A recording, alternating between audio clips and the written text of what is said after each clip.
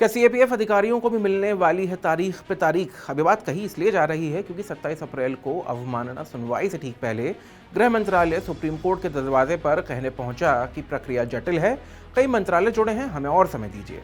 अब इसका असर एक ऐसे केस पर होने वाला है जो शायद सीधा सुप्रीम कोर्ट के ऑर्डर की साख और सरकार की नीयत पर सीधा सवाल बन गया है।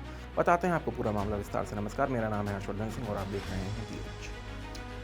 तो मामला सीएपीएफ से जुड़ा हुआ है, जिनके लिए सुप्रीम कोर्ट ने 23 मई 2025 को एक ऐतिहासिक फैसला दिया। कहा गया, सीएपीएफ में 2021 से पेंडिंग कैडर रिव्यू 6 महीने के भीतर पूरा करो, सर्विस रूल्स बदलो और आईपीएस अफसरों की डेपुटेशन को 2 साल के भीतर धीमे धीमे कम करो आईजी लेवल तक। सरकार ने फैसला माना नहीं, रिव्यू पिटीशन डाली और वो भी सुप्रीम कोर्ट ने अक्टूबर 2025 में खारिज कर दी, यानी आदेश फाइनल था।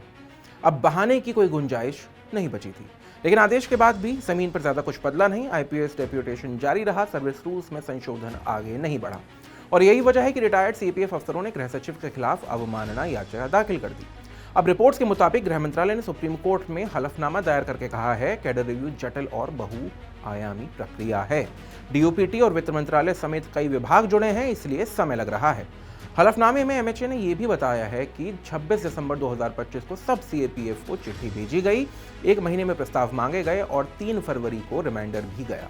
यानी देखिए, हम काम कर रहे हैं, लेकिन असली सवाल यही है, क्या यह काम सुप्रीम कोर्ट के आदेश के बाद तुरंत होना चाहिए था या अवमानना की तलवार सिर पर लटकने के बाद? जब कोर्ट खुद कह चुका है कि सीएपीएफ अफसरों की प्रमोशन में रुकावट उनके मनोबल को कुचल रही है, तब फाइलें एक मंत्रालय से दूसरे मंत्रालय में घूमती रहें। क्या ये सिर्फ जटिल प्रक्रिया है या सोची समझी देरी? यहाँ एक और चीज बेहद दिलचस्प है कि इसी बीच संसद में नया कानून बन गया है, सीएपीएफ जनरल एडमिनिस्ट्रेशन बिल, और जिसे सीएपीएफ अफसर जजमेंट को न्यूट्रलाइज करने की कोशिश बता रहे हैं।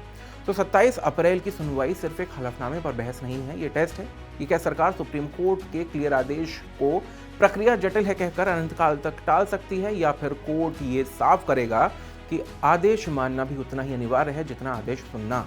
और सबसे बड़ा सवाल यह है कि 18,000 सीएपीएफ अफसर जो देश के बॉर्डर से लेकर अंदरूनी सुरक्षा तक अपनी जिंदगी लगाते हैं, उनके करियर का फैसला फाइलों की इस राजनीति से होगा या सुप्रीम कोर्ट सच में अंतिम उम्मीद साबित होगा?